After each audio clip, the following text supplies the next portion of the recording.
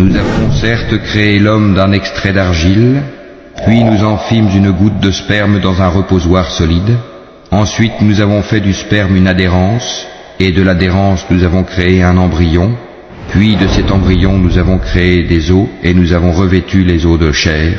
Ensuite nous l'avons transformé en une toute autre création. Gloire à Allah, le meilleur des créateurs.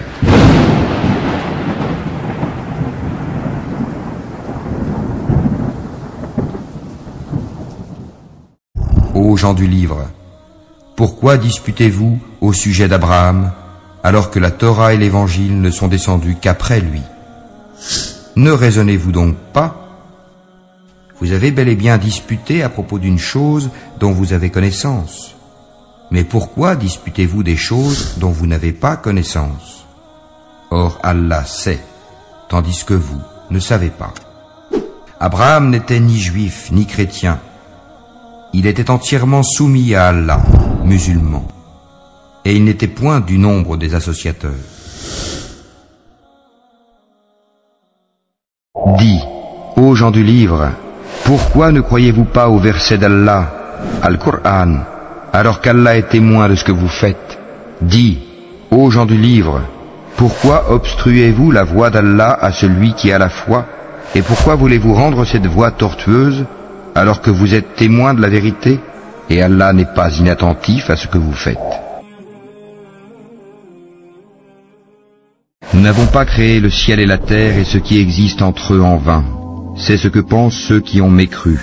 Malheur à ceux qui ont mécru pour le feu qui les attend. Traiterons-nous ceux qui croient et accomplissent les bonnes œuvres comme ceux qui commettent du désordre sur terre? Ou traiterons-nous les pieux comme les pervers? Voici un livre béni que nous avons fait descendre vers toi, afin qu'ils méditent sur les versets et que les doués d'intelligence réfléchissent. Au nom d'Allah le tout miséricordieux, le très miséricordieux. N'avons-nous pas ouvert pour toi ta poitrine, et ne t'avons-nous pas déchargé du fardeau, qui accablait ton dos, et exalté pour toi ta renommée? À côté de la difficulté est certes une facilité, à côté de la difficulté est certes une facilité. Quand tu te libères, donc, lève-toi, et à ton Seigneur, aspire.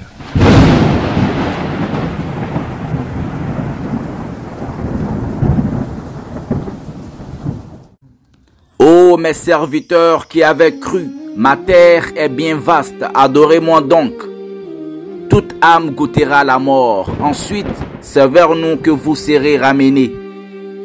Et quant à ceux qui croient et accomplissent de bonnes œuvres, nous les installerons certes à l'étage dans le paradis sous lesquels coulent les ruisseaux, pour y demeurer éternellement. Quelle belle récompense que celle de ceux qui font le bien, qui endurent et placent leur confiance en leur Seigneur. Que de bêtes ne se chargent point de leur propre nourriture. C'est Allah qui les nourrit ainsi que vous. Et c'est lui l'audient, l'omniscient.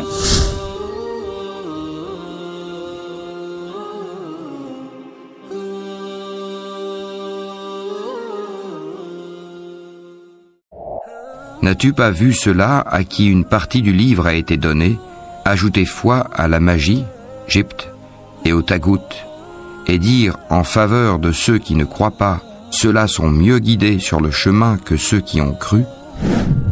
Voilà ceux qu'Allah a maudits, et quiconque Allah maudit, jamais tu ne trouveras pour lui de secoureur.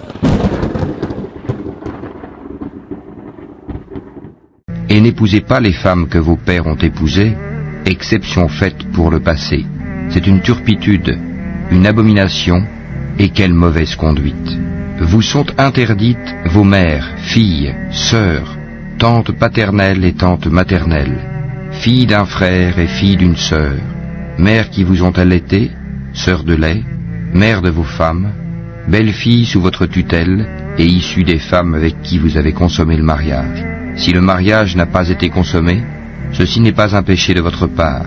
Les femmes de vos fils nés de vos reins, de même que deux sœurs réunies, exception faite pour le passé, car vraiment, Allah est pardonneur et miséricordieux.